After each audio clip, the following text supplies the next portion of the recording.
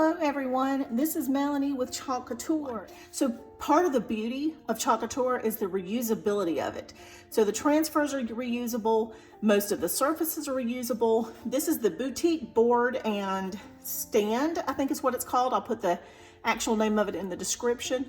And I had done this project on it, but I wanted to show you first that the chalk paste is waterproof until you decide to take it off.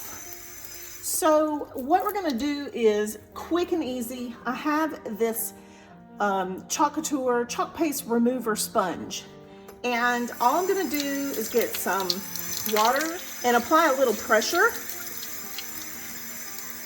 And you see how quickly the paste comes off. And I can change out this project to something else.